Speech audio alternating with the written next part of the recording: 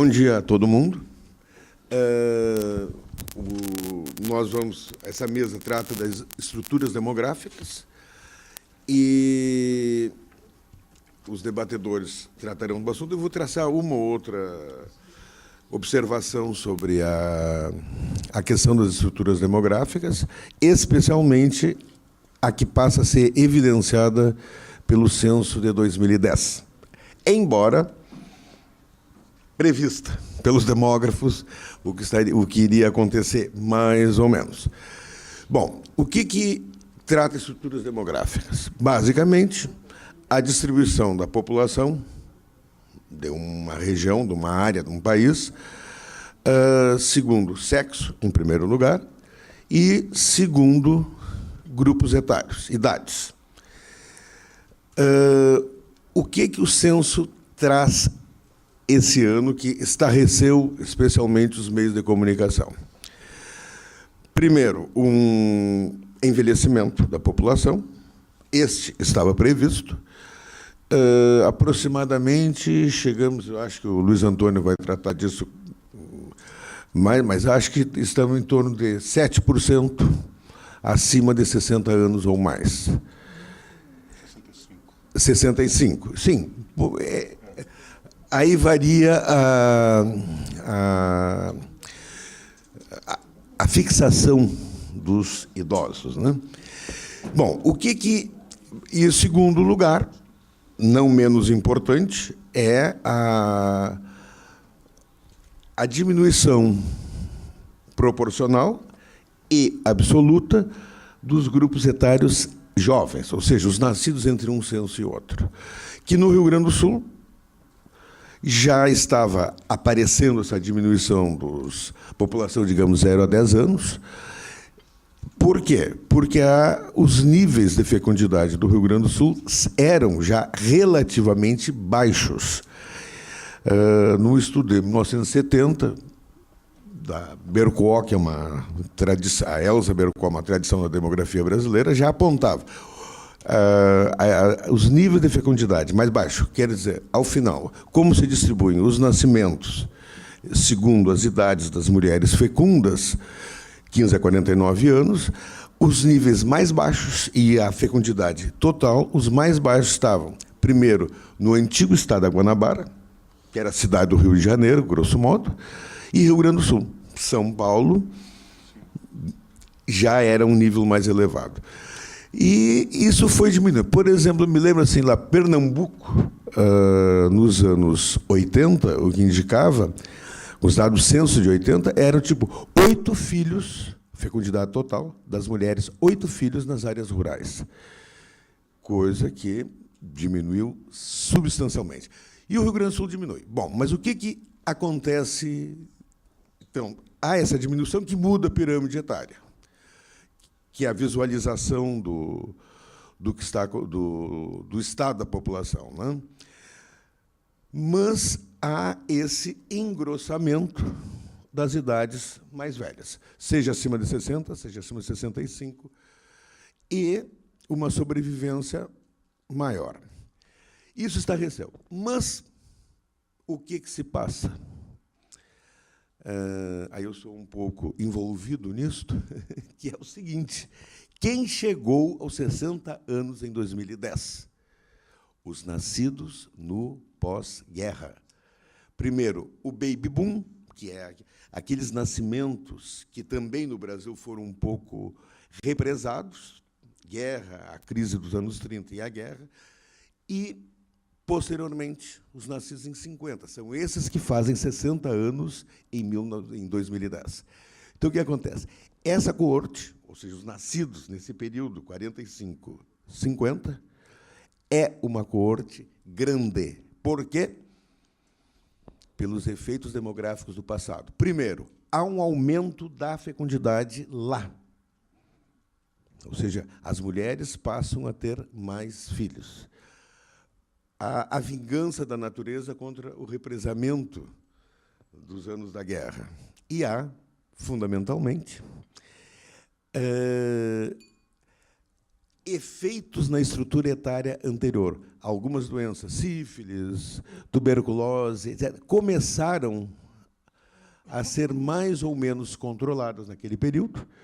Então, entram nas coortes fecundas, ou seja, no grupo das mulheres de 15 a 50 anos, lá, um grupo maior de mulheres, proporcionalmente ao que entrava antes. E essas mulheres, ao manterem a mesma fecundidade tradicional ou elevarem a fecundidade, eleva o número de nascimentos. Então, o que está entrando, isso é o que eu acho mais importante, o que está entrando no grupo de 60 anos ou mais, agora é um grupo grande, poupado, em boa medida, pelo declínio da mortalidade. Os nascidos antes de 45, por outro lado, os sobreviventes, todos somos sobreviventes, qualquer um de nós, né? Mas os sobreviventes, os nascidos antes de 45, também sofreu ou foi submetido a estruturas de mortalidade declinantes. Então, soma-se os maiores de 60 com esses, digamos, os jovens idosos, eu e outros, que estamos chegando aos 60 anos, então nós somos maiores. E, por isso, há esse volume. O que isso acontece? O que resulta disso aí? Uma coisa-chave. De um lado, a questão que provavelmente será abordado na mesa, que é a questão dos sistemas previdenciários. Porque a relação de velhos com população ativa altera. População ativa, nos modelos previdenciários, é quem sustenta os idosos, aposentados, em princípio, né? Por outro lado, há um efeito que pouca gente está se dando conta, que é os grupos jovens são menores do que eram. As redes de serviços públicos, educação em particular, poderá, dentro de breve tempo, se tornar sobredimensionada. Ao mesmo tempo, a rede de serviços públicos e equipamentos para os idosos poderá demandar mais, e já está demandando, hospitais, serviços de atendimento, médico, saúde.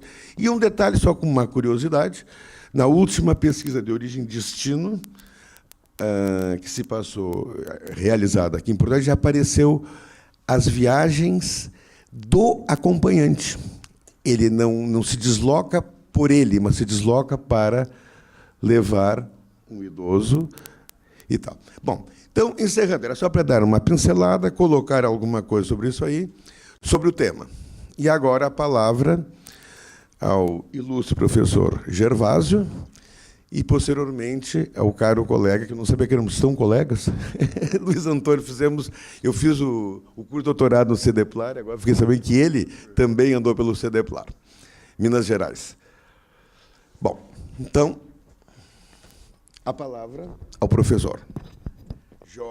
Geógrafo. Vai cair alguma coisa ali. Bom dia a todos. Eu vou começar levantando uma questão que eu acho que é fundamental. Quer dizer, que eu não pude desenvolver como desejava e como vocês merecem que o tema seja desejável. Mas tenho aqui um peso pesado de demografia na minha frente, dos meus lados. É muito perigoso falar em questão demográfica, mas, de qualquer forma, eu vou começar com uma questão. Eu acho que o tema central da política, do planejamento e do futuro se encontra na geografia e na demografia, na geografia da população. Se nós não tivermos uma clara percepção dos problemas demográficos brasileiros, da sua dinâmica e da sua estrutura, tudo mais passa a ser simplesmente uma invenção em alguma boa intenção de alguma coisa. Nós estamos sofrendo realmente hoje um processo extremamente complexo da economia, que, na verdade, é uma luta entre objetos, né, e pessoas. Nós estamos uma luta brutal. E como é que isso se resolve, como é que isso vai se resolver a longo ou a curto prazo, do qual a questão demográfica passa a ser fundamental. Eu lembraria 3 autores ou 4 autores que eu gosto muito de trabalhar com as ideias deles, e eu acho que eles precisam trabalhar, nada é simplesmente trazer de lá para cá. Um deles é o Alfred Sauvy, velho demógrafo francês, que chamava a atenção o seguinte: bom, qualquer movimento demográfico significa necessariamente pensar em investimentos demográficos. O nosso drama, nossos dramas nacionais, os nossos dramas gerais das populações é a falta de investimento demográfico. O resto, mais ou menos, existe. Agora, não tem o investimento demográfico. Tem o investimento para as coisas, muito investimento para coisas, e muito pouco investimento demográfico. Só um parênteses que eu diria. A cidade é o exemplo típico disso. A preocupação das cidades é com o leito de rolamento das ruas, onde passam os automóveis, mas não é a calçada, onde nós passamos, por exemplo. Então, nós temos a questão demográfica passa a ser, e demográfica não é simplesmente o dado estatístico, o dado é a tradução de uma sociedade. Essa é a questão fundamental e que a gente quer trazer, através desse seminário, etc., para a discussão política disso. Isso tem que ser discutido politicamente. Quer dizer, os candidatos devem ter claramente essa percepção. Que grupos eu vou apoiar, que grupos eu vou apoiar mais, ou vou apoiar menos, mas eu tenho que apoiar esses grupos no conjunto. E que me assusta, de certa forma, de vez em quando, alguns desvios que são muito típicos daquilo que nós contrabandeamos e mal contrabandeamos da esquerda americana, né, que inventou mil coisas que, na verdade, esconde os problemas demográficos de fato, que são os problemas sociais.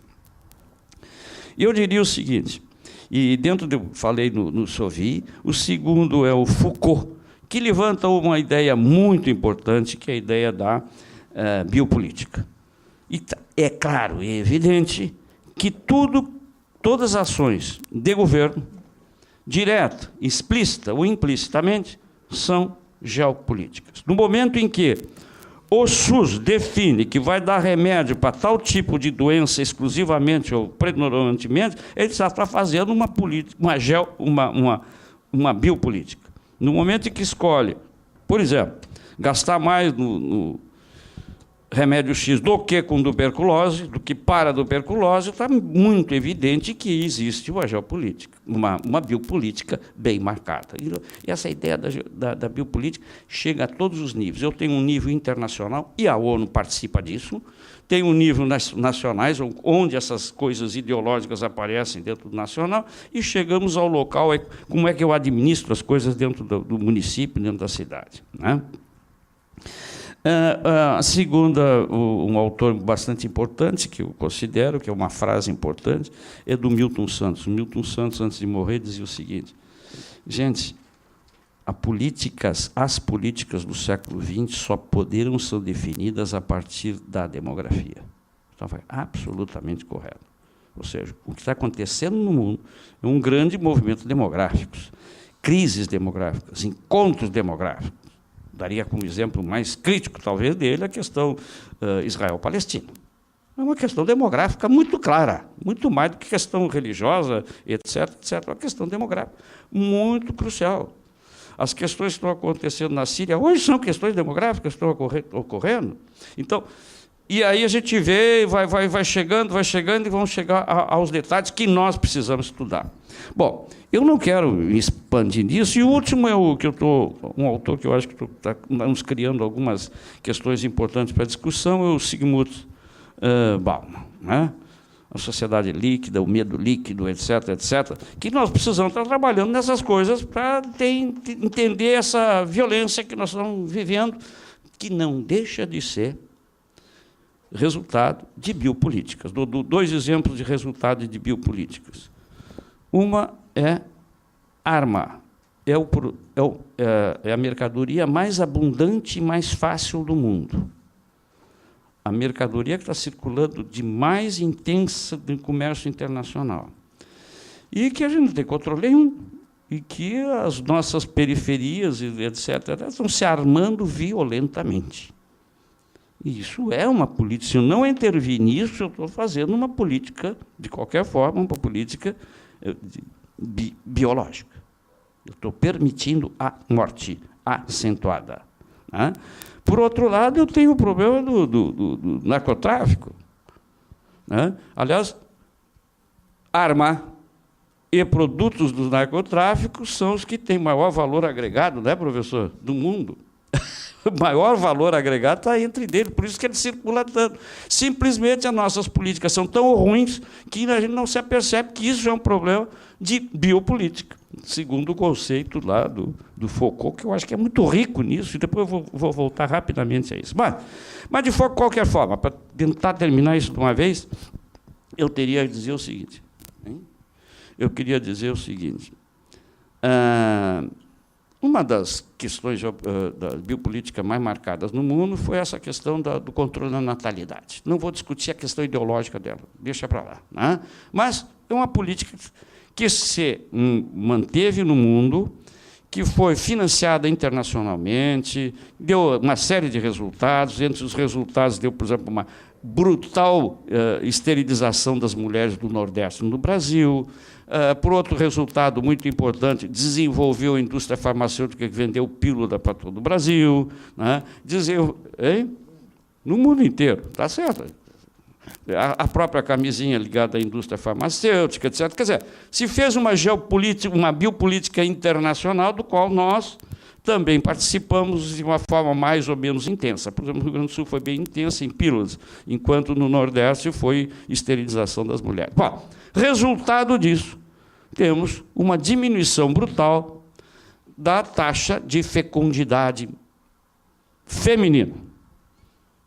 Eu quero insistir feminino, porque a gente vive falando em fertilidade e já põe isso só por causa de mulher. Os homens estão ficando inférteis, que é outro problema. Né? Cuidem-se.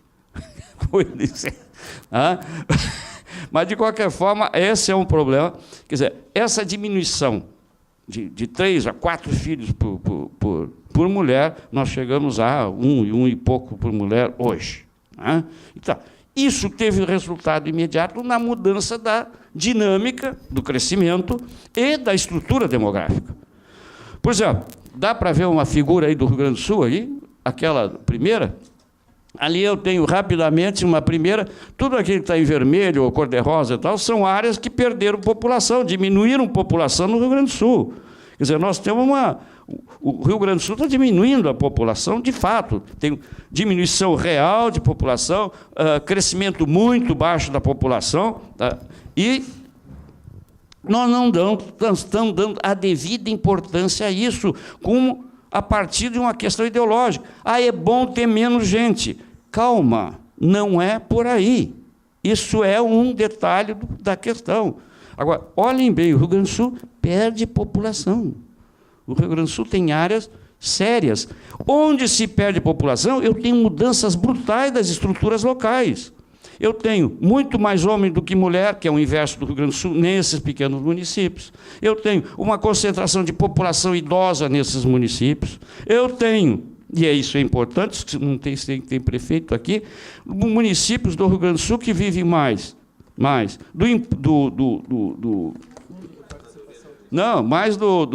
aposentadoria por idade do que do fundo de participação ou do Fronap. Quer dizer, estão vivendo da aposentadoria. Bom, isso transforma a estrutura e funcionamento do Rio Grande do Sul, que a gente tem que ver com muita clareza isso. Por isso, aquela nossa preocupação. Nós precisamos fazer pesquisas empíricas intensas para ter resultado dessas coisas. Não adianta eu não olhar isso, eu não querer olhar. É preciso ver isto. Está acontecendo algumas coisas importantes no meio rural, uma das coisas que está melhorando um pouco a qualidade de vida, está em função desse dinheiro da aposentadoria. Olhem bem, é do dinheiro da aposentadoria que isso está acontecendo, essa modificação toda. Bom, está ali um exemplo. Pode ver o outro, que eu mostro só os municípios que cresceram. O outro mapa? Ali. Não. Esse aí, ó. Isso aí é só as áreas que cresceram, quanto mais escuro, mais intenso. Agora veja o seguinte, é o eixo norte de Porto Alegre e o litoral norte do Rio Grande do Sul, ou o litoral de forma geral do Rio Grande do Sul. O que está acontecendo? Um deslocamento de população de baixa renda para o litoral, tá certo? E um remanejamento nessa área do eixo das duas metrópoles, Caxias e Porto Alegre. Como é que isso está trabalhando?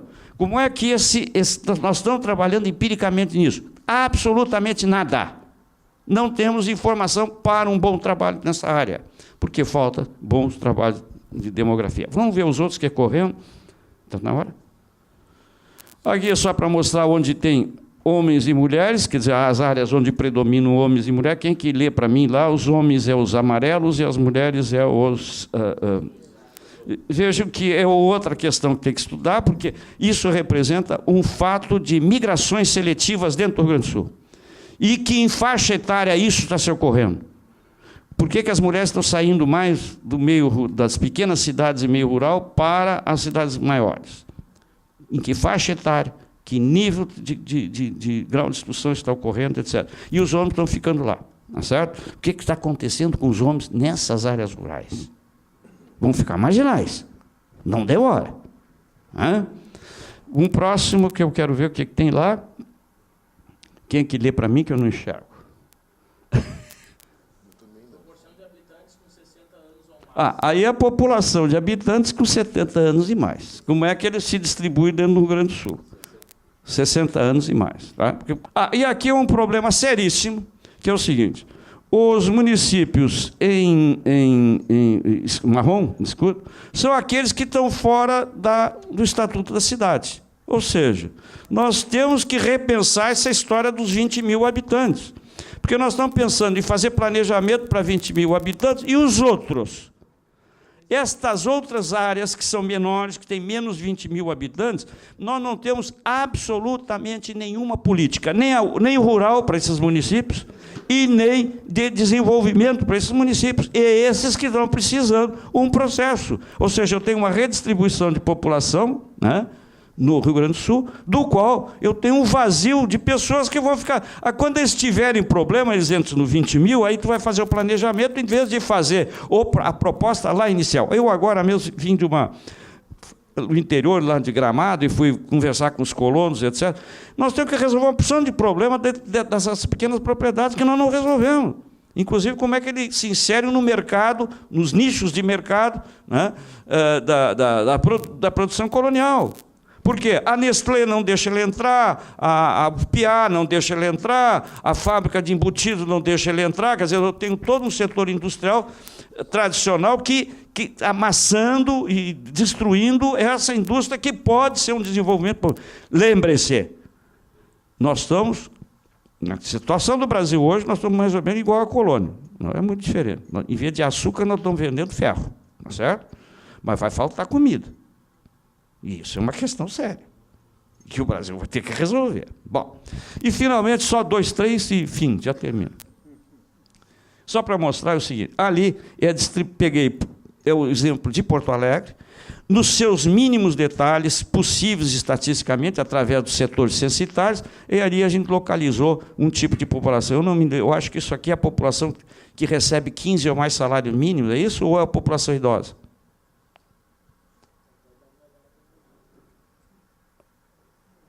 Ou é 15 ou mais salário mínimo ou a população idosa. Como é que ela se distribui dentro de Porto Alegre? Veja que ela tem áreas de concentração. Isso significa que eu tenho que ter políticas locais para essa gente. Vamos ver os outros correndo ali, só para ter ideia, que é possível ter a informação agregada. E hoje o IBGE, que é um dos melhores, eu digo, eu acho que é o melhor setor estatístico do globo, do mundo. Não estou exagerando. Não estou exagerando. O IBGE é. Né? Passa um outro aqui, só para me terminar. Tem mais lá? Olha ali. Ali entre idosos e... Olha ali onde é que está a juventude. Toda a periferia. O amarelo são os idosos. E a juventude, tudo na periferia. Está vendo? Ou seja, nós temos um problema aqui de zonas de jovens e jovens. Como é que nós vamos fazer política e fazer ação política, ação administrativa? Né? Tem que ser diferenciada nessas áreas. Nós temos que trabalhar nisso. Então, é preciso detalhar isso, detalhar bem essas questões. Custa dinheiro? Zero. Se pega na internet, custo zero, meu Deus. Não se faz porque não quer ou nós somos burros. Eu prefiro chamar de burros. Nós somos burros. Não conseguimos usar essas coisas. Vamos ver o outro? Só para me terminar, eu vou precisar um segundo a mais. Hein? O que é o verde aí? Eu não enxergo. Isso aí foi feito, olha, deu um trabalho. Nós, na verdade, nós estamos com o nosso grupo de trabalho. A renda até um salário mínimo, como é que se distribui dentro da cidade, dentro do município. Tá? O que eu quero dizer é o seguinte, isso foi um trabalho que nós fizemos dentro do nosso grupo de trabalho, que ninguém recebe nada, ninguém tem salário, ninguém tem jeton, ninguém tem nada. Nós vamos reunindo e vamos fazer isso. Nós temos, na verdade, 2 ou 3 atlas desse tipo, e feito assim, isso custa muito. Nós fizemos um atlas de uma cidade qualquer, do município do Rio Grande do Sul, em 1 hora. Em 1 hora eu tenho todos os dados prontos, meu Deus. Agora, tem que saber fazer, tem que saber que o IBGE existe, e não começar aquela frescura de acadêmico, o dado de IBGE é insuficiente. Então, vai fazer os outros. Mais do que isso é impossível. Para terminar, não, eu preciso falar. Eu preciso falar. É que a gente fica nervoso e se esquece. Bom, eu queria dizer o seguinte, nessa área de geopolítica, eu diria o seguinte, da biopolítica. Nós temos que trabalhar e entender como biopolítica. Começa o seguinte, as linhas de ônibus, a extensão dela, porque isso cria fadiga nas pessoas, isso cria cansaço nas pessoas. Nós temos que repensar isso. Não é só refazer a linha, não. Eu tenho que repensar em redistribuir a cidade nas suas funções. Isso é fácil. Né? Nós temos que terminar com essas coisas horrorosas das grandes cidades, que são os campos de concentração dos coitados que têm que ficar no sol, na chuva, no frio, usando como proteção exclusivamente as marquises dos prédios. O que é isso? Que desrespeito à população nós estamos fazendo? Quer dizer, isso, não, mas não sei o quê. Não, mas na hora de fazer o custo da passagem, se briga pelo custo da passagem. Agora, para botar dentro do custo da passagem um bom lugar para ele estar protegido, não se pensa nisso. Isso é saúde, isso é vida. Nós temos que resolver nessas áreas. Então, qualquer atividade que nós tivemos, dentro do calçamento. O calçamento é um lugar para as pessoas fluírem, para as pessoas olharem a cidade. Hoje as pessoas se batem nos calçamentos, não é isso? Nas ruas, e os calçamentos... Eu ando muito bravo, porque a minha mulher caiu e se pisou por causa dos calçamentos de Porto Alegre. Né? Então, mas isso é saúde, isso é vida. Então, o que eu gostaria de dizer é demografia, mas em demografia que nós temos que trabalhar em defesa absoluta da vida e da qualidade de vida. Esse é o meu recado. Obrigado.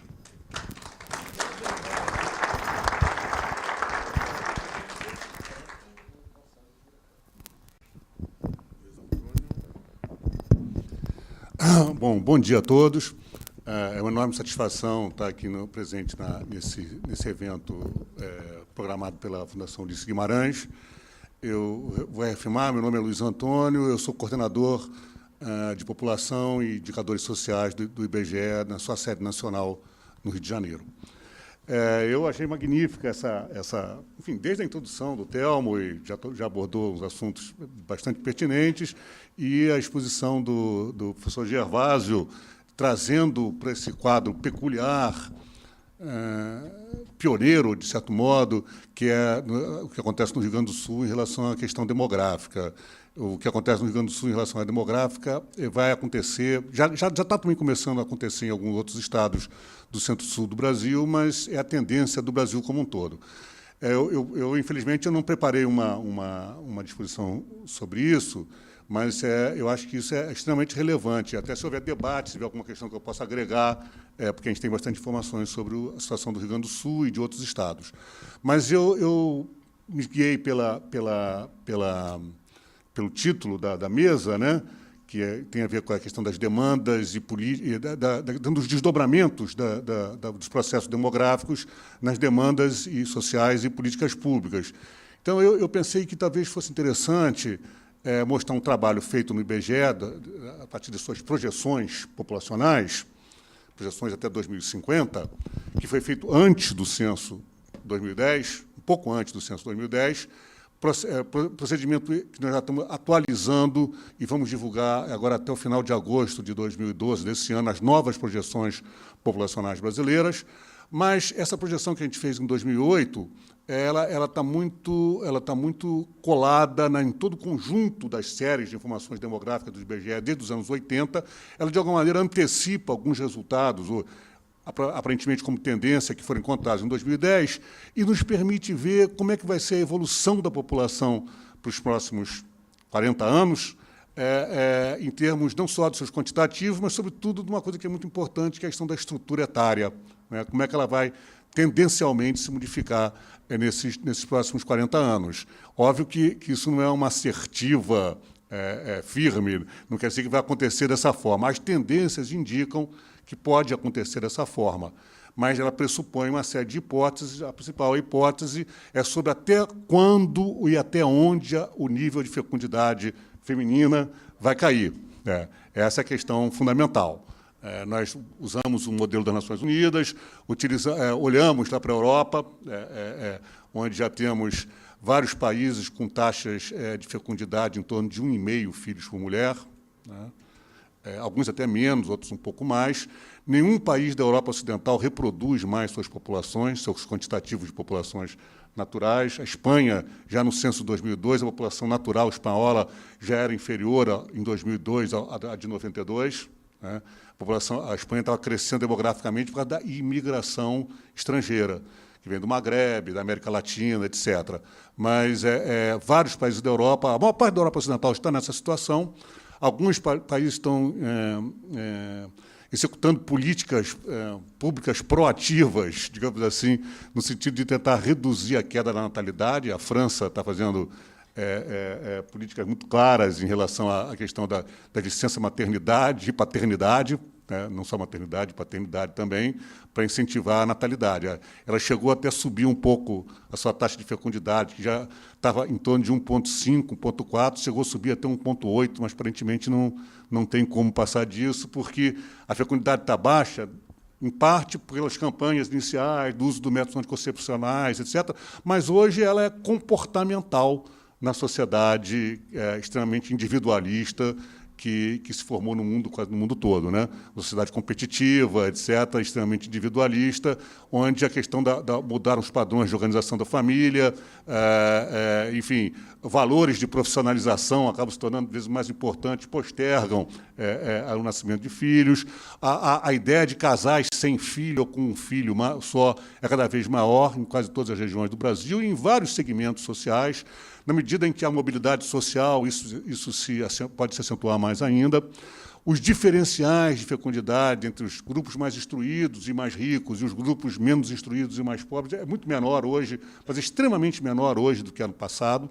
Se não fosse, nós não teríamos uma fecundidade tão baixa como já está do Brasil.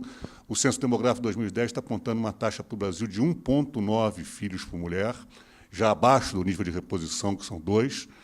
Então, o fato é que esse é um processo, aparentemente, sem reversão de curto prazo, porque está inscrito nos comportamentos ideológicos e culturais dessa sociedade. Isso não acontece só no Brasil, não acontece só na Argentina, no Chile, na Europa. Ela é um processo que se generaliza. Somente alguns países da África e alguns países de algumas regiões da Ásia ainda têm taxa de fecundidade de 3 a 4 filhos por mulher. Todos os outros já entraram na rota de 2 e vários de 1,5 e coisa desse tipo. Isso quer dizer que, provavelmente, a população mundial, em algum momento, daqui a algumas décadas, vai parar de crescer. E a do Brasil, certamente, também isso vai acontecer. Eu vou mostrar isso um pouco com essas projeções do IBGE. Eu tenho a impressão que talvez seja melhor eu ficar aqui fora, senão eu também não vou conseguir enxergar. Fique à vontade. Também não sei qual é o tempo agora, porque eu sei que está atrasado, né? Começamos mais tarde. Bom, eu vou correr um pouco aqui com esses. Estou tampando aqui. Olha só, vamos ver. Esse aqui é a série das projeções. Você está dando para ver bem? Começamos com uma população reconstituída de 1980 com 118 milhões de pessoas. Chegaríamos em 2020 com algo em torno de 207 milhões de pessoas. Em 2030, com 216. Os aumentos são cada vez menores. Na década de 90 e no início dos anos 2000, a população brasileira crescia mais de 2 milhões ano. Agora, em algum momento é 1, já vai caindo para 600. Vejam só, entre 2029 a 2030, o crescimento é de 700 mil pessoas. Pode virar. Chegamos em 2038 com uma população de 2039, com uma população de 124. Em 2040, vai ser 219,075. Já cai 100 mil pessoas a população, entre 2040 e 2039. E chegamos em 2050, limite da projeção, com uma população de 215 milhões, ou seja, 4 milhões a menos do que a população no pico maior, que teria sido em 2039, que seria 219. Bom, isso é a projeção, não quer dizer que vai acontecer dessa forma, mas ela está baseada em tendências demográficas inscritas, sobretudo na natalidade e na mortalidade. Então, vou descrever mais um pouquinho isso. A taxa, esqueçamos aqui tudo, isso é uma coisa de cálculos, taxas por idade da mulher, etc. Vamos ver só as taxas de fecundidade, lá a última carreira. Trabalhávamos com uma taxa de 4,06 filhos por mulher em 1980. Em 1970 era 5,6. E todos os anos anteriores era superior a 6, décadas anteriores, filhos por mulher. Vejam que a queda foi rápida e intensa. A queda em 30 anos, reduzindo a 1/3, mais ou menos, o nível da fecundidade. Trabalhávamos em 1980 com 4,6, trabalhávamos por volta de 2010 com 1,8, o censo demográfico de 2010 está mostrando 1,9 filhos por mulher. Trabalhamos com essa faixa de mais ou menos 1,8, e em 2000, e fixamos um limite. Porque o problema da projeção é dizer qual é o limite da fecundidade, até onde ela vai continuar caindo. Aí utilizamos os critérios das Nações Unidas, com base na experiência de vários países do mundo, achando que a taxa limite seria 1,5 filhos por mulher. Vejam, quando a população cai abaixo de 2 filhos por mulher, ela não garante mais a reposição do casal em 30 anos, em 2 gerações, pelo menos. Ela continua crescendo, ainda uns 20, 30 anos, porque tem os nascidos que nasceram quando a fecundidade ainda era mais alta, entraram em idade reprodutiva, então ainda tem mais filhos. Então, é feito um carro que você está andando a 100 km por hora, e aí pisa no freio, mas ele vai rodar ainda mais uns 100, 150 metros, porque ele vem na força, né? na velocidade. É assim que acontece. Ela chega a 2 filhos, vai parar de crescer, mas não é imediato, demora de 2 a 3 gerações. E fixamos, então, esse 1,5. Só que, por essa tendência, esse 1,5 chega em 2030. Chegamos a 1,5 filhos por mulher. A partir daí, tornamos essa fecundidade constante. Se ela continuar caindo mais cairá a população. Mas tornamos ela constante e ficamos os outros anos todos com 1,5, que é uma taxa comum, né, em quase todos os países da Europa. E hoje, todos os estados da região sul, sudeste e até do centro-oeste têm taxas entre 1,6 e 1,8. As mais baixas são do Rio de Janeiro e São Paulo, com em torno de 1,6 filhos por mulher. Rio Grande do Sul é 1,7 filhos por mulher. E o Paraná é 1,8, 85, uma coisa assim. Então, todo o sul, sudeste do Brasil está entre 1,8 e 1,6. O Nordeste é em torno de 2. Vejam, o Nordeste, que tinha taxas de 8 filhos por mulher, hoje é 2 filhos por mulher. Muito bem, vamos seguindo. Isso podemos deixar? Olha só, o período que o Brasil cresceu mais foi a década de 50. Cresceu 3% ao ano, em média. Por que cresceu 3% ao ano? Porque as taxas de natalidade e fecundidade eram altíssimas, na base de 6,5 filhos por mulher, e a mortalidade estava começando a cair, sobretudo pelas questões ligadas à descoberta dos sulfas e dos antibióticos no pós-guerra. A fecundidade estava começando a cair, várias doenças infecciosas começaram a cair a partir desse ponto. Então, quando cai a mortalidade e a fecundidade continua parada lá em cima, aumenta a taxa de crescimento da população. Então, a maior taxa de crescimento foi na década de 50, 3% ao ano. Se um país, um território, que cresça 3% ao ano, duplica a sua população em 24 anos. Exatamente em 24 anos, e duplica a população. O Brasil quase chegou a isso. É porque já na década de 60 a taxa de crescimento caiu para 2,8, porque a fecundidade começava a cair levemente. Mas se a taxa de 3% ao ano continuasse até 2008, quando a gente fez essa projeção, nós teríamos uma população com mais 105 milhões de pessoas. Ou seja, nós estamos estimando uma população para 2008 de 188, 189 milhões. Se a taxa tivesse permanecido aquele 3% da década de 50, a população não seria 188, seria 295 milhões. Veja o efeito que teve a queda da fecundidade, sobretudo nesses últimos 30 anos, em relação aos quantitativos da população brasileira. As razões, nós já sabemos. O primeiro ponto foram questões anticonceptivos, mas tem a ver com o desenvolvimento do capitalismo, do mercado, e urbanização, com certeza. Trabalho da mulher, trabalho feminino, todas essas mudanças que envolvem uma nova sociedade. Então vamos correndo. Ok. Olha só, isso aqui é o chamado crescimento vegetativo. Olha só, o lilás são os óbitos e o amarelo são os nascimentos. Olha só, em algum momento, nos anos 80, as diferenças eram enormes entre os nascimentos e os óbitos. Os nascimentos vão caindo e os óbitos vão subindo. Mas os óbitos vão subindo porque a população está envelhecendo. É uma subida saudável, vamos dizer assim, né? E chega a um ponto que, em 2038, eles vão se encontrar. Em 2038, o nível de óbitos e o nível de nascimentos fica mais ou menos igual. E, a partir daí, os óbitos vão ser maiores que os nascimentos, a população vai começar a diminuir. Ok. E for claro isso, o número de óbitos aumenta porque a população envelhece. E a mortalidade infantil é contida, muito baixa, etc.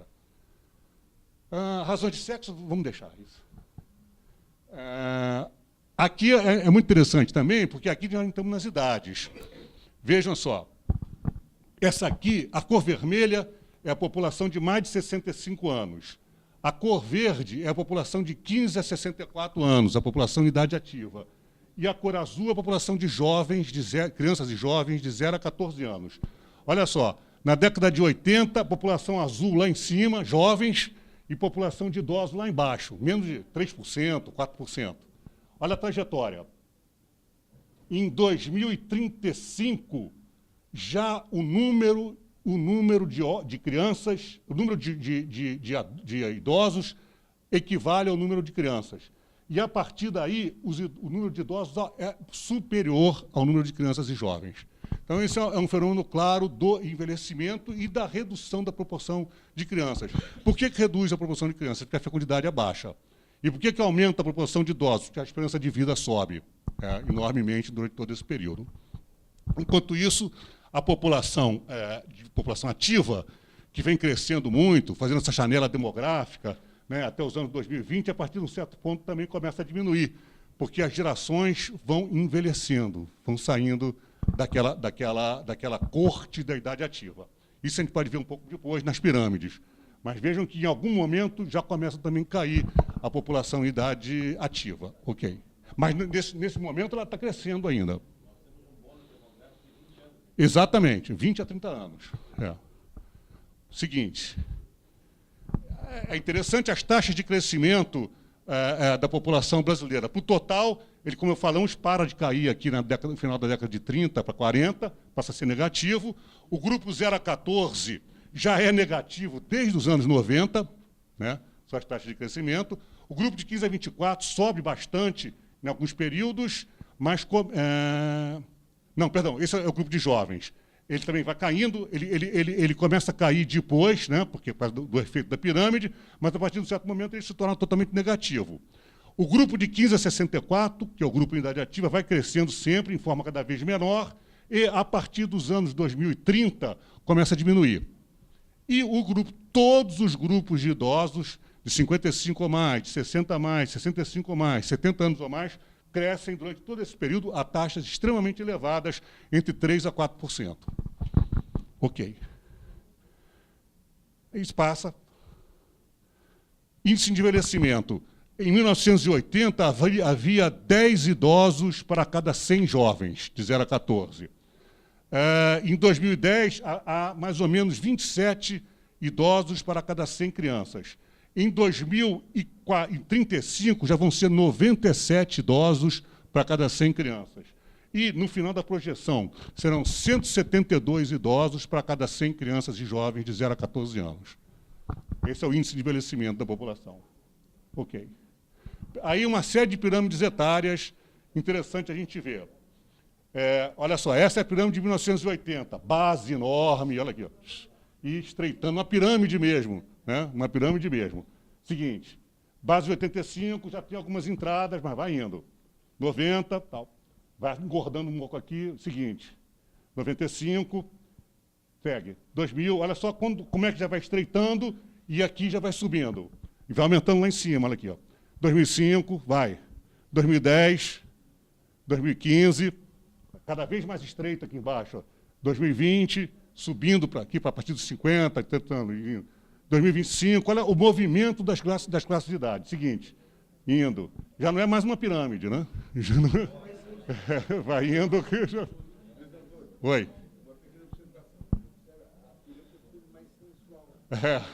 Mais curvilínea. Vamos lá, acabou. Vai até 2050, última. Essa aí, 2050. Vejam que ela gorda aqui em cima e afinada para baixo, né? Ok. Assim, essa é interessante. É a última. Em 2050, teremos, pela projeção, não quer dizer que vai ser isso, mas a tendência é ter algo desse tipo, 28 milhões de homens com mais de 60 anos de idade e 35 milhões de mulheres com mais de 60 anos de idade. Esse é o tamanho da carga da população idosa. E 2000, vamos ver o seguinte, vamos ver, vai passando, população de 70. Teremos 20 milhões de mulheres com mais de 70 e 14 milhões de homens com mais de 70. 80 anos, vamos lá. Pronto. 8 milhões e meio de mulheres com mais de 80 anos e 5 milhões de homens com mais de 80 anos. Ok. Bom, o que dizer isso? Esse é um processo que, visto de hoje, com as tendências, porque, como eu falei, isso não é só uma questão demográfica, isso é uma questão socioeconômica e cultural, comportamental. E também pela questão dos progressos da medicina, que aumenta a esperança de vida, etc.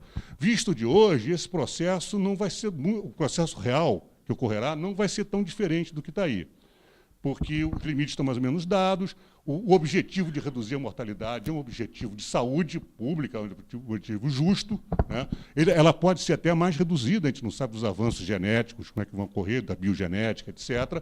Por outro lado, os limites da natalidade, da queda da natalidade, estão inscritos em aspectos socioculturais da sociedade moderna, do capitalismo moderno. Então, o que a gente pode dizer é que há uma forte probabilidade da tendência dos próximos anos ocorrer de forma assemelhada com esse exercício de projeção. Os resultados do censo de 2010, que isso aqui, como eu falei, foi feito em 2008, um pouco antes, não desmentem isso de forma alguma, as taxas de fecundidade, tudo que a gente está calculando. Então, esse é um aspecto demográfico que vai influenciar a questão das políticas públicas. Óbvio que isso tem impacto sobre as cidades, porque, segundo o censo demográfico, já 85% da população já vive em cidades. Mas isso tem impacto, sobretudo, sobre as políticas, como foi falado aqui, políticas de saúde, cada vez a população mais idosa, mais políticas de saúde qualificadas, inclusive, mais prevenção.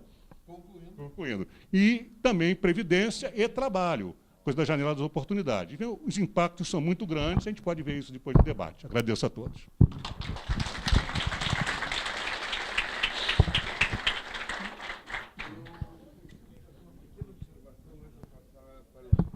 Debatedores. Posso e vou, eu sou o dono da mesa. E é uma observação muito rápida. Não dá para ficar, um conselho para ti, Luiz Antônio, para ficar evidenciando demais a questão dos velhos. Poderão começar a matar velhos.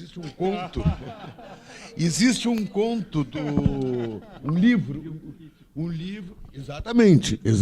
Um livro do Adolfo Bioy Casares, que se chama La Guerra del Cerdo, que é os jovens começando a matar velhos em Buenos Aires. E os velhos refugiando-se. Recomendo esse livro, hein? Então, deixa um instantinho. Já que é referências literárias, eu vou mais atrás para dizer que a questão da identidade do idoso ou da velhice é relativa. Vou ao Machado de Assis, no famoso livro de contos dele, Contos Fluminenses, ele tem um conto, isso foi escrito em 1860, mais ou menos. O Machado, como vocês sabem, é um fino e arguto observador da psicologia humana, sobretudo da feminina, né? Nesse conto, ele descreve um casal que se casa no Rio de Janeiro, por volta de 1860, jovens, bem jovens, e vão morar em Petrópolis, na Serra. E, morando lá e tal, um dia eles recebem a visita de uma colega do Rio de Janeiro dessa moça, uma outra moça, colega dela, de escola, etc., que vai visitá-la, casada em Petrópolis. E ela vem acompanhada por uma pessoa. E aí, Machado, descrevendo, se refere à pessoa que está com ela como um velho, pessoa muito mal, como, usando a expressão popular, um velho caquético. E depois, 2 vezes, ele se refere como um velho, decrépito, etc., e fala que deve ter mais ou menos uns 50 anos de idade. Então, o conceito de velhice é relativo no tempo, no espaço, etc. E na vida. E na vida. Bom,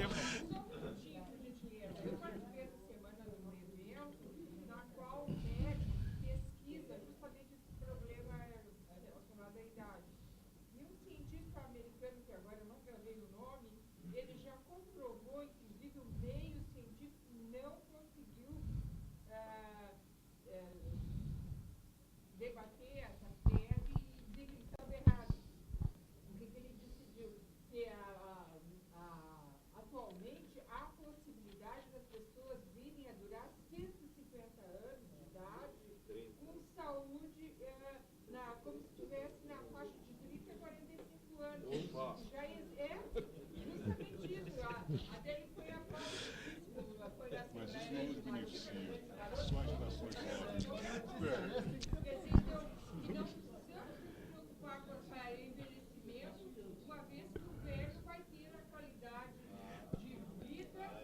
sim.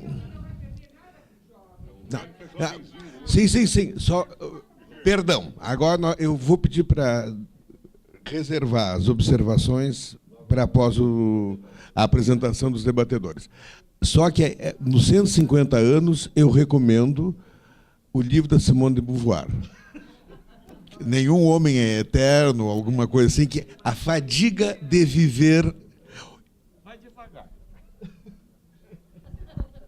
Bom, perdão, os debatedores. Pediria os dois como se estivesse no entorno de 10 minutos. 10 minutos. Não serão... Certo.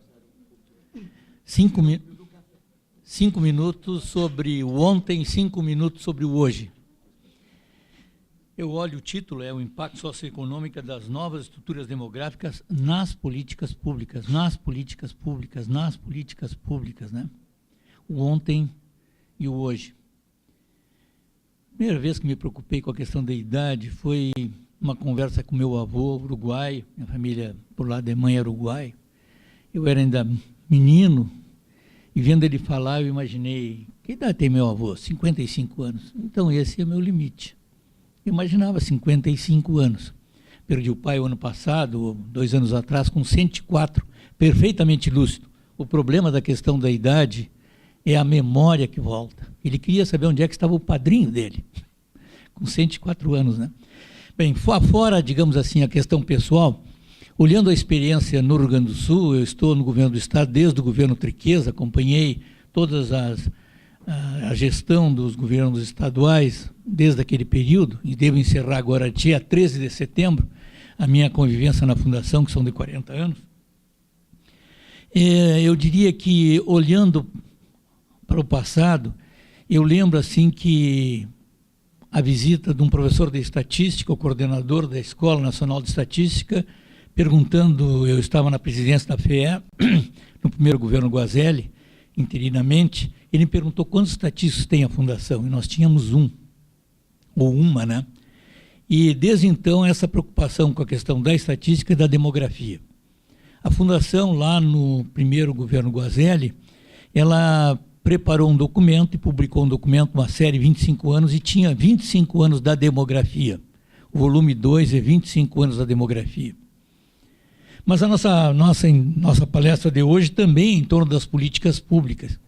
Então, em algum momento, nós temos que focar todos esses problemas que estão aí com relação ao que o Estado pode fazer. E quando eu olho o que o Estado pode fazer, o que eu percebo?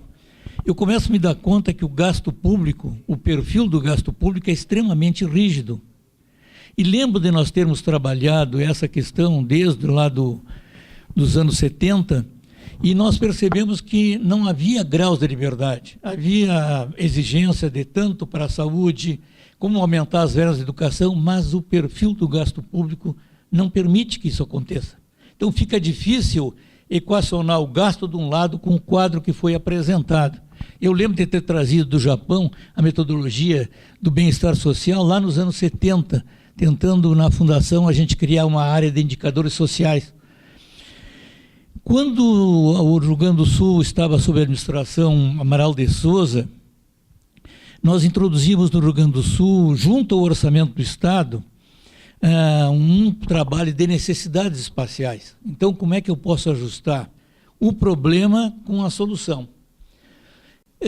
Concentramos na época com educação, saúde e segurança. Trouxemos um professor da Fundação de Economia e Estatística, o Ivan Antoniazzi, para dar um curso de estatística não paramétrica para os técnicos, médicos, dentista, agrônomo, economista, todos os profissionais que nós tínhamos. E ele nos deu um curso de estatística do qual nós extraímos o teste de concordância de Kendall e, a partir dali, conseguimos mapear no Estado onde é que estavam os nossos problemas de educação, saúde e segurança. Eu lembro de apresentar ao governador Amaral de Souza e ele, na época, disse, vamos introduzir isso no orçamento. E se vocês forem olhar os orçamentos do Estado dos anos 80, vocês vão encontrar ali onde é que está o gasto público e onde é que estão as dificuldades. Então, a educação, tinha a evasão escolar, o abandono, a repetência, coisas dessa natureza. A saúde, então, tinha toda uma discussão com as equipes setoriais para a questão de educação, saúde e segurança. O tempo passou, lembro quando nós partimos para fazer as questões de políticas regionais, criamos no planejamento do Estado um sistema de acompanhamento físico-financeiro de investimento, onde podia se perceber toda a administração pública, direta e indireta, onde é que o dinheiro estava indo, de energia ao transporte, da saúde e educação. Esse projeto foi tão interessante que nós introduzimos ele na Paraíba, Rio Grande do Norte, Amapá, Ceará, Rondônia, e começamos a criar uma mentalidade, em termos de Brasil, do planejamento regional, do gasto e de canalização de recursos para a área social. O quadro avançou e o Brasil, e eu quero terminar aí essa parte do ontem, porque só tem 5 minutos mais, nós fechamos aí a década de 90, entramos na década seguinte, os anos 2000, numa situação extremamente interessante, porque a gente percebia a questão social, a necessidade do gasto, a gente percebia onde é que estava o dinheiro e que o dinheiro não estava indo para o lugar adequado, como nós gostaríamos, mas também nós percebíamos que não havia possibilidade de fazer essa mudança no perfil do gasto. O problema é que o país passou 25 anos com crescimento econômico insuficiente. Os mais antigos devem lembrar a década perdida, dos anos 80, a década desperdiçada, dos anos 90. Quando fizemos a transição para 2000, nós tivemos aí 2, 3 anos de crescimento insuficiente também. Mas o Brasil, desde o governo Itamar Franco, começou a buscar a estabilidade econômica. E foi o Itamar Franco, e foi o Fernando Henrique, foi o Lula, hoje é a Dilma, e se conseguiu chegar na estabilidade econômica. Esse Brasil, eu licionei na Universidade Federal de 1966 a 96, quando me aposentei, a minha experiência como professor foi uma experiência de dar aula olhando pelo retrovisor. O Brasil que nós tínhamos. Hoje mudou. O Brasil passou a ser um ator importante. Então, eu fecho esses primeiros 5 minutos dizendo exatamente isso, né? O país não crescendo, é muito difícil nós imaginar uma redução de carga tributária, é muito difícil imaginar um ajuste do recurso para a área social, um planejamento regional. Aqui no Rio Grande do Sul nós avançamos muito nessa área. No governo Brito, por exemplo, nós introduzimos o orçamento, no governo do Estado, aquilo que havia já na prefeitura, o orçamento participativo, nós criamos um outro orçamento, também em nível de Estado, E isso teve continuidade até hoje. Os últimos 5 minutos finais, o que eu vejo hoje? Quando o Brasil começa a crescer e consegue estabilizar a economia, é como se nós colocássemos um duto na globalização. E aquele Brasil que nós tínhamos, e do qual a gente trabalhava sempre, muda à medida que a estabilidade nos permite a ser um ator global. O que nós ouvíamos falar sempre? O Brasil é um país com a maior concentração de renda, o Brasil tem isso, tem aquilo, tem aquele outro. Quando eu viajei pelo Brasil nos cursos de planejamento, aqui do Rio Grande do Sul, eu sou da metade sul, pouca demografia e muita área, quando comparado à região norte do estado. Eu lembro de, pela Petrobras, os seminários que fiz sobre cenários econômicos, e quando estive, por exemplo, em Urucu, eu comecei a perceber, né? A Belém-Brasília eu fiz em 66 de ônibus, 4 dias. O Brasil é a mesma coisa. A preocupação que eu tinha com a Metade Sul, eu fui o presidente da comissão de concorrência do projeto da Metade Sul no Rio Grande do Sul, eu passei a ter com a Amazônia, eu passei a ter com o oeste do Brasil, né? Nós estamos com a população densamente no litoral e tudo por fazer ainda, e o país recém começando o caminho do crescimento. Então nós temos um outro Brasil para pensar que não tem muito que ver com aquele Brasil anterior. Bem, nesse Brasil que nós temos hoje, estamos com uma economia estabilizada, os juros em queda, um país grau de investimento, um ator global. Então nós temos aí uma série de atributos. Ao mesmo tempo convivemos com as limitações das reformas que nós não fizemos. Só que o Brasil, que era um país subdesenvolvido, de repente muda a posição a partir da crise de 2009. Na crise de 2007 e 2008, das subprimes, que gera a recessão mundial de 2009, de repente são os países ricos que entram na crise, entram com problemas, e Brasil, China e Índia começam a liderar esse crescimento mundial. E a crise de 2009 e a recessão não foi maior em função do desempenho dos BRICS. E a partir de agora, a pergunta que se coloca é: será que nós temos condições de liderar esse desempenho mundial? Bem, eu trabalho com imagens de vídeo há 25 anos, tenho 30 mil horas de imagem, então hoje de manhã já gravei Al Jazeera, já gravei a Europa, havia discussão no parlamento espanhol entre a social-democracia que perdeu a eleição e o Partido Popular. Ora, na Europa, os jovens hoje, na Espanha, estão com taxa de desemprego de 40%. Então, tudo que nós tínhamos começa a mudar a partir dessa crise, e a pergunta é saber que quadro nós temos à frente, que cenários nós temos à frente. Nós estamos aí com um problema de recessão na Europa, a crise de emprego nos Estados Unidos, precisamos de 10 anos para recuperar Fukushima, e todo o problema do Irã e da Síria em compasso de espera, e com a possibilidade de agravamento. Então eu fecho dizendo, no passado nós tínhamos dificuldade de encaminhar as políticas públicas para a área social, porque nós não tínhamos recursos para ele. Eu lembro quando nós passamos de um trabalho técnico para um trabalho na área política, eu lembro dos deputados dizerem, mas nós vamos aplicar investimento do Estado, só isso aí? Ou seja, nós não tínhamos praticamente o que investir. Hoje o quadro é diferente. Nós trabalhamos com um fundo soberano, nós somos um parceiro global, nós vamos talvez criar agora um banco mundial com as funções do que seria o FMI, o Banco Mundial. Então, essa presença hoje do Brasil é muito diferente do que se tinha.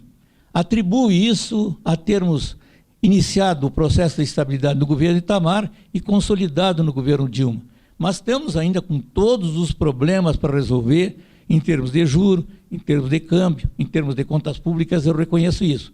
Acho que o momento é o momento de aproveitar para redirecionar políticas públicas. Acho que há um consenso em termos da importância da educação, saúde e segurança, eu acho que o momento é agora. O que eu lamento é que a experiência que nós acumulamos talvez não chegue naqueles que estão assumindo os trabalhos na administração. Se nós conseguirmos isso, eu acho que a nossa chance de êxito é muito grande, porque nós estamos com todos os atributos favoráveis neste momento. Muito obrigado.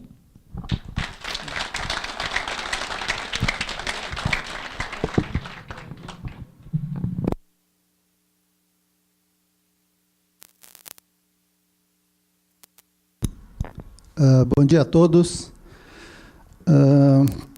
Eu quero falar um pouquinho aí sobre essa questão da cidade contemporânea, talvez pegando um pouco do gancho aqui também do Frachelli, na questão das políticas públicas, que eu acho que essa é fundamental.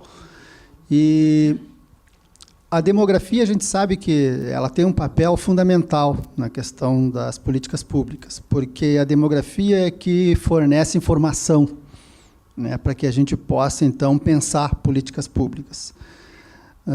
E eu acho que, hoje, acho que a demografia ela assume um papel que eu acho até que estava um pouco esquecido, né, no tempo, no passado recente, inclusive. A academia ela abandonou a questão da demografia, né, num determinado período. Eu, quando fui fazer meu mestrado lá na Sociologia, o professor José Hugo, ele não se lembra, provavelmente, mas ele me ajudou, inclusive, a estruturar lá, e eu queria trabalhar com migração, e esse era um negócio que ninguém mais queria trabalhar, era uma questão esquecida dentro da universidade. Migração, para que tratar desse assunto, né? Isso já passou. Então, se eu pensar um pouco na minha história pessoal, muito rapidinho aqui, eu nasci numa área rural, a quase 700 quilômetros da capital, em São Borja. Sou o 13º filho de uma família de 13. Né? Então, e aí a gente começa a ver, né, a questão demográfica. Tenho 2 filhos hoje só. E fiz essa viagem de 700 quilômetros, né, para um centro urbano maior, para poder estudar, então, e chegar hoje onde eu estou. Então, a demografia tem 2 aspectos importantes hoje, que um é essa questão do crescimento natural, vegetativo, né, óbitos e nascimentos, e tem um outro aspecto que eu acho que a gente também precisa trazer para a questão da demografia hoje, que é a questão migratória. Então, os movimentos populacionais, hoje, eles assumem uma importância enorme e eles estão completamente diferentes daqueles movimentos populacionais que nós víamos lá em meados dos anos 70, quando Porto Alegre crescia em uma taxa de 4%, 5% ao ano. Então, eu quero trazer 2 aspectos, né, o tempo é muito curtinho, então eu quero trazer 2 aspectos aí dos movimentos populacionais, dessa dinâmica migratória, para a gente pensar. Tá? E isso tem a ver, inclusive, com os dados que o IBGE está divulgando agora do Censo 2010. Nós divulgamos os resultados do Universo, agora, todos eles já foram divulgados, e devemos divulgar os resultados da amostra agora a partir do meados do mês de abril, aí, que vai dar a condição da gente pensar melhor, inclusive, desses números. Então, se nós olharmos o Rio Grande do Sul hoje, nós temos 2 polos nessa questão migratória assim, importantes e diferenciados. Um deles é a região de Caxias do Sul. Caxias do Sul talvez tenha sido o único município do estado do Rio Grande do Sul que tenha crescido por esse fluxo migratório antigo, era aquele que as pessoas pegavam a malinha e iam embora para outro município. Então, Caxias, entre 2000 e 2010, ganhou alguma coisa em torno de 70 mil habitantes. Desses 70 mil, um pouquinho mais de 30 mil foi para o crescimento vegetativo, e em torno de 40 mil pessoas foram morar em Caxias do Sul por força de imigração, né, por esses fluxos migratórios. E se nós dividirmos essa quantidade de pessoas pela quantidade de dias em 10 anos, nós vamos ver que Caxias recebeu, durante 10 anos, todos os dias, 10 pessoas. É como se 10 pessoas, todos os dias, durante 10 anos, tivesse descido na rodoviária de Caxias para morar lá. Então, essa é uma questão que tem que ser pensada ali para aquela região. O outro dado diz respeito aqui ao município de Porto Alegre, e eu acho que, né, tem a ver com essa cidade contemporânea. Porto Alegre, nos anos 90, perdeu em torno de 50 mil habitantes. Uma estimativa que a gente está fazendo aí, que agora, entre 2000 e 2010, talvez tenha perdido alguma coisa em torno de 25 mil. Então, perdeu aí nos últimos 20 anos uns 75 mil habitantes. Saldo migratório, exatamente. Entre o saldo entre as saídas e as entradas, né, houve uma perda de 50 mil nos anos 90 e mais uns 25 mil agora nos anos entre 2000 e 2010. Se nós pegarmos só os municípios do entorno próximo aqui de Porto Alegre, só Nem estou falando da região metropolitana. Ó, Canoas, Guaíba, Cachoeirinha, Viamão, Gravataí, Alvorada, Eldorado e Santa Rita. Esses 8 municípios, em 91, somavam quase 1 milhão de habitantes, 965 mil habitantes, quando Porto Alegre tinha 1.260.000. Em 2000, esses 8 municípios somaram 1.195.000, Porto Alegre 1.360. Em 2010, Porto Alegre 1.409, e esses 8 municípios praticamente 1.300.000. Entre 91 e 2000, a média de crescimento desses 8 municípios ficou em torno de 2,4, enquanto Porto Alegre cresceu 0,9. Em 2000 e 2010, Porto Alegre cresceu 0,3, e esses municípios aí cresceram em torno de 0,7. Então, por que eu estou dizendo isso? Porque eu acho que hoje a gente não pode mais pensar a cidade estanque, né, separada do seu entorno. Então, não dá mais para pensar em planejar um centro urbano como Porto Alegre, por exemplo, pensando que Porto Alegre tem 1.409.000 habitantes. Se nós pegarmos os dados de imigração de 2000, considerando a data fixa lá, que foi 31 de janeiro de 1995, nós vemos o seguinte, ó, foram de Porto Alegre para Viamão em torno de 14 mil pessoas, umas 10 mil para Alvorada, umas 9 mil para Gravataí, 6 mil para Canoas, né? Então, existe um fluxo migratório de Porto Alegre para esses municípios do entorno, certo? Porto Alegre virou uma cidade muito seletiva nos últimos anos, né, do ponto de vista de que seleciona a população que mora aqui, né, porque é uma cidade que tem um custo de vida, um padrão de vida alto, né, um consumo alto. Então, as pessoas tendem a ir morar nesses municípios do entorno, né, principalmente do entorno próximo, aqui, Viamão, Cachoeirinha, Canoas, certo? E tem um outro dado interessante, que a gente levanta no censo, e que levantamos, inclusive, no censo de 2000, e esse dado vai ser melhorado agora para 2010, que é o dado de deslocamento. Então, ao mesmo tempo que essa população saiu de Porto Alegre para esses municípios, a gente percebe que essas pessoas, né, grande parte dessas pessoas se deslocam todos os dias para Porto Alegre, ou para estudar, ou para trabalhar. Então, tem um fluxo nessa região, aqui, em torno do município de Porto Alegre, né? E se nós não pensarmos esses fluxos, esses movimentos, é impossível a gente pensar em políticas públicas e pensar em planejar a cidade. Então, não dá hoje para pensar, né, em planejamento dessa forma estanque. Então, quando eu fiz aqueles primeiros 700 quilômetros para chegar em Porto Alegre, o ônibus demorava 24 horas para chegar aqui. Hoje demora 5 ou 6. Certo? As estradas aqui do entorno de Porto Alegre, né, elas são muito rápidas. É muito mais fácil eu morar em Viamão, né, e em 20 minutos eu estou em Porto Alegre. Então, eu acho que a gente precisa repensar, né, essas questões, né, na demografia. E eu queria trazer essa questão dos fluxos migratórios, principalmente aqui nesse entorno, porque eu acho que isso é fundamental. E ninguém está mais pensando nisso, ninguém mais fala nisso. Obrigado.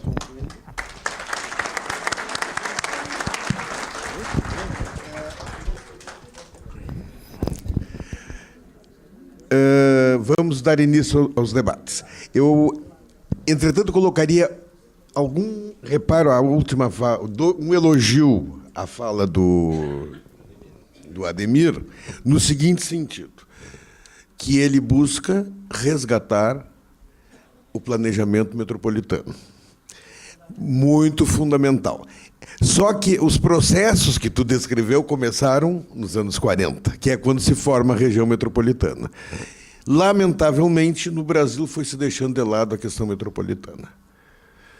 Bom, então, nós teremos algo como 10 minutos de debate, ou 5, à vontade do auditório, porque tem o café. Pois não?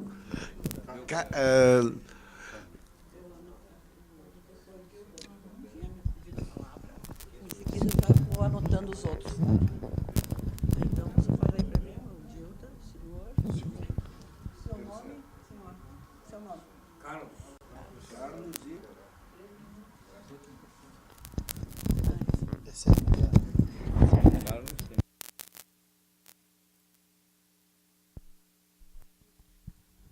Cláudio Dilda.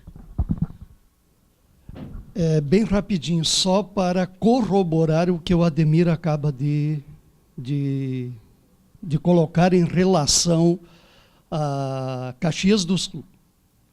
Eu trabalho no SAMAI, Serviço de Água e Esgoto Local, que é um parâmetro para apontar exatamente o que disseste, a quantidade de ligações de água mês. E em relação ao que foi abordado aqui, eu acho que o Frachelli deu um enfoque bastante significativo em relação ao período de crise, o auge da crise aí, Estados Unidos e os reflexos no Brasil. Por incrível que pareça, Ademir, Caxias do Sul passou a receber mais gente do que nos outros períodos. Então, efetivamente, esse ponto eu acho que ele é essencial e valeria a pena, já que a FUG aqui está, professor Gervásio, cutucando nessa questão crucial, levantar esse debate, encontrar algum caminho para que os gestores públicos municipais tratem com mais carinho e profundidade e numa parceria pública e aberta que o IBGE oferece, está aí na internet tudo que se precisa, mas ter nos seus quadros, e aqui eu acho que tem muita gente de município, né? Pessoas que levem a sério e convençam os seus prefeitos e planejadores a levar em conta. Senhor Carlos.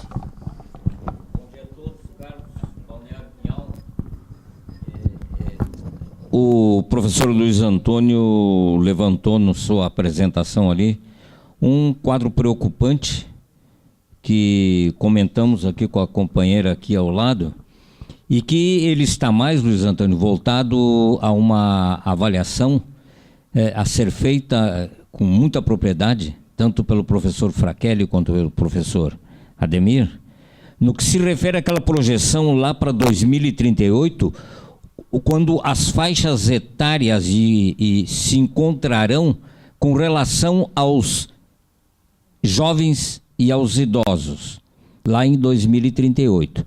E por aí houve um encontro, uma interação de fluxos, nas apresentações aqui, principalmente do professor Frachelli e do professor Ademir, professor Luiz Antônio, onde eu não entendi, onde eu não consegui localizar nessas falas, e inclusive na sua, professor Gervásio, a preocupação lá em 2038 com os sistemas previdenciários públicos e privados. Era isso aí.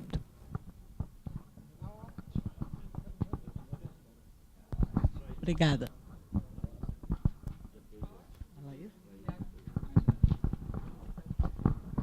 Eu queria só fazer um comentário relativamente a essa questão dos fluxos, das centralidades e das relações pendulares entre municípios, né? Acho que realmente esse é um tema que caiu em desuso, lamentavelmente, embora nós tenhamos aqui no Rio Grande do Sul uma tradição, como o Thelma acaba de relatar, de enfrentamento dessas questões, de reconhecimento, de estudos da rede urbana, de estudos de fluxo, e talvez o primeiro Estado brasileiro que institucionalizou, independentemente da Constituição que o fez mais tarde, a região metropolitana de Porto Alegre. Lamentavelmente, as políticas que então foram adotadas estão completamente em desuso. Na ocasião se tinha conselho consultivo de prefeitos, conselho deliberativo, havia um compartilhamento de ações e, inclusive, havia uma ação integrada, tanto horizontal como verticalmente. Eu suponho e desejo que no nosso painel Regionalidades, e por isso nós assumimos esse compromisso de debater o tema, temos um painel Regionalidades, onde eu espero que essas questões sejam estudadas, apontadas, levantadas e até indicados, talvez, alguns caminhos, né? Outra questão que eu queria trazer, nosso representante do IBGE, é em relação a essa questão das taxas de natalidade que vem decaindo aí, como se viu historicamente, né? E eu lembro aqui que, na França, desde a década de 70, que existe uma política de incentivo à natalidade. No entanto, até o momento, pelo que eu pude perceber agora, não se conseguiu ainda chegar à taxa de reposição, né? Então, o que significa? O que eu estou entendendo? As políticas de incentivo à natalidade não estão conseguindo quebrar, né, ou abalar o comportamento, a questão comportamental e cultural das populações. Então, isso está, de certa forma, é um desabafo meu, no sentido de que parece que as políticas serão, de qualquer forma, ineficazes nesse sentido. Foi o que eu depreendi. Uma observação da mesa. Duas. Vou aproveitar a presença das pessoas aqui. Uma das razões da decadência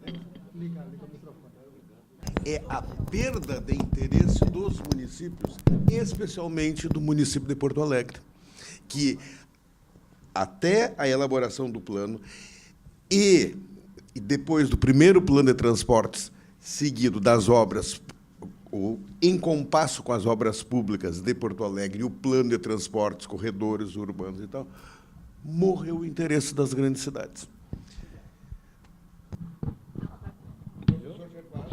Não, só uma observação que eu acho importante é o seguinte: na verdade, o Estado brasileiro, o Estado e o Rio Grande do Sul de forma geral, abandonaram totalmente o planejamento.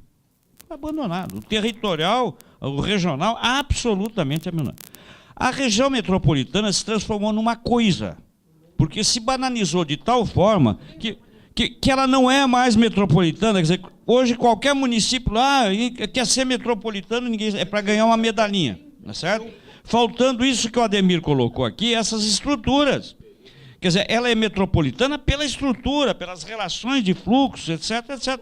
Não é por outra coisa. Agora, começou assim, todo mundo quer ser metropolitano. Bom, isso é uma questão fundamental a ser discutido, e é sério, isso é sério. Como é sério a questão de falta, absolutamente falta de política para municípios rurais. Não tem nenhuma política para municípios rurais no Brasil e no Rio Grande do Sul. Temos que ter.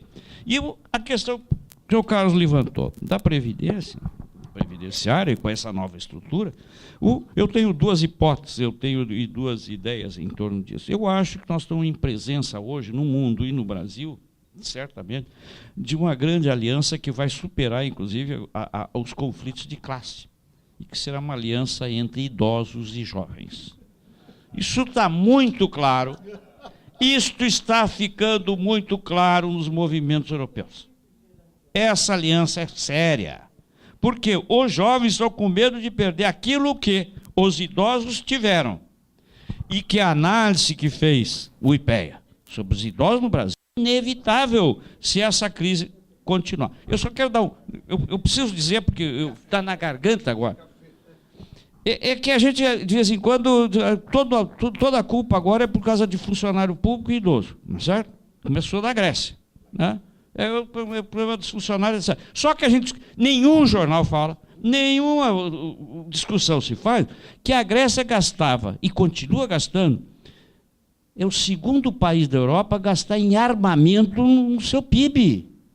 Quer dizer, se gasta em armamento no mundo inteiro, está assim uma barbaridade, e o culpado E quem é que vende armamento? A Alemanha, a Suíça, os Estados Unidos, a Rússia, etc., etc., que ela deve, certo? Só para terminar, bom, isso é um problema também de biopolítica nesse mundo.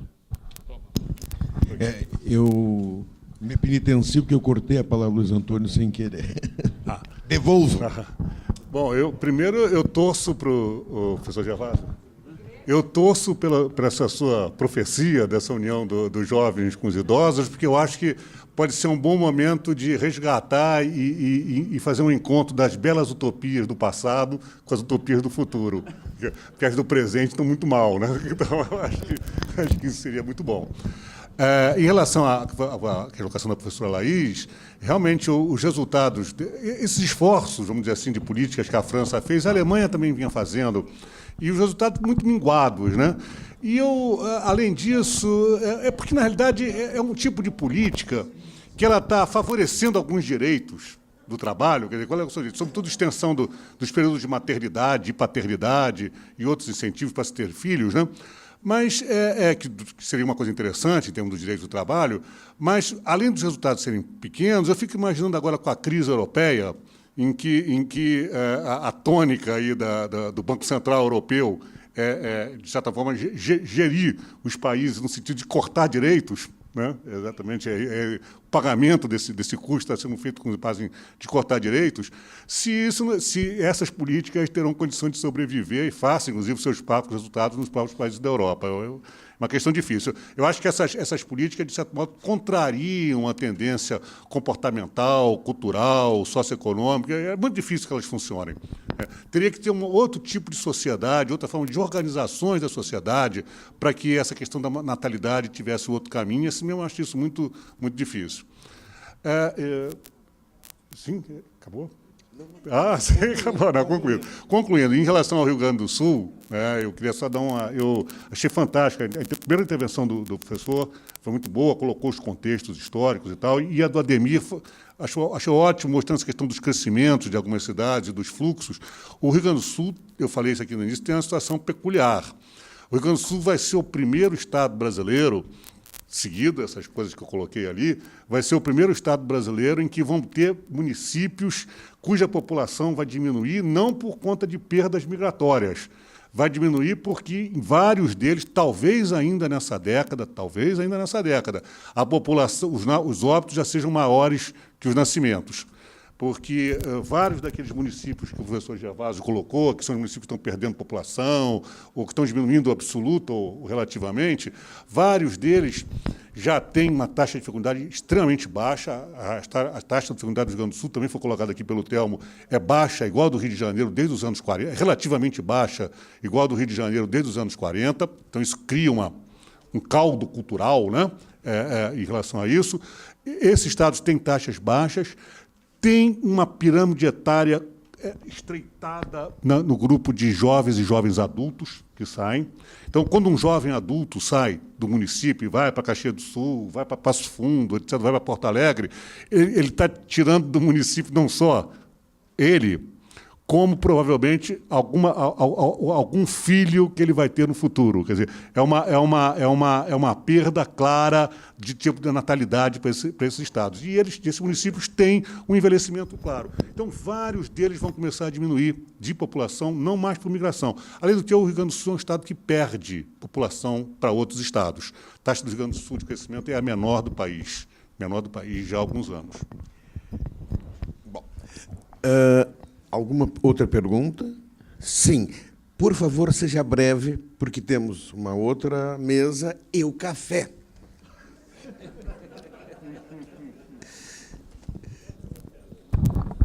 Bom, eu gostaria de corroborar aí com o doutor Gervásio e dizer assim, que realmente temos que ter a união dos jovens, que mostra com os idosos, mas pelas tendências, principalmente com as mulheres, que elas que serão os chefes de família no futuro, né? Então, principalmente com elas. Só um pouquinho.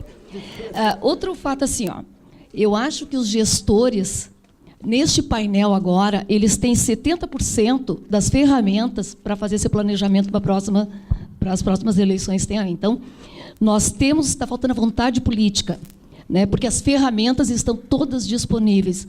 Com o que foi apresentado nesse painel, aliás, maravilhoso, dá para se trabalhar com a segurança pública, educação, principalmente com a localização dos problemas. Não adianta eu colocar um efetivo grande de policiais, está faltando policiamento, mas onde? Que ponto da cidade? Escola. Onde eu vou colocar minhas escolas? Então, nós temos todas as ferramentas aí. Parabéns a toda a mesa. Obrigada. Bom, dando encerramento à nossa mesa agora, o café,